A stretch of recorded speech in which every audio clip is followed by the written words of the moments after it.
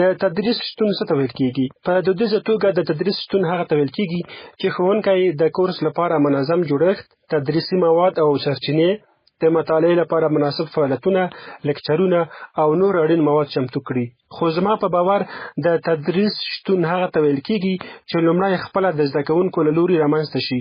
تدریس د زده کړې یوه تر ټولو غوره طریقه ده.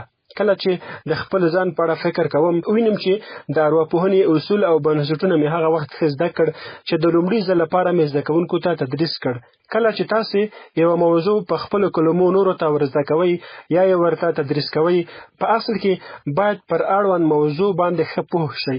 پر همدې اساس زده کوونکي د خبرو اترو او د خپلمنځي ګروپونو له لارې د تدریس شتون رامنځته کوي. زه دوی د هغه څه له مخې ارزوم چې دوی نورو ته ورزده کوي، یعنې د دوی د پوهې او د معلوماتو د کروالي پر بنسټ. د تدریس شتون څنګه زده کوونکو ته د دې اجازه ورکوي چې په درس کې برخه واخلي. زه زده کوونکي د دې پر بنسټ ارزوم چې دوی څومره رښتوني او مسلکي علمي منځپانګه د درسي کتابونو له مطالبو سره یو ځای زیاتولی شي. هغوی یو له بل او له ما سره برخه اخلي ترڅو ډاډ ترلاسه کړو چې د هرې موضوع په اړه چې بحث پرې کوو تر ټولو کره او نوي معلومات وړاندې کیږي.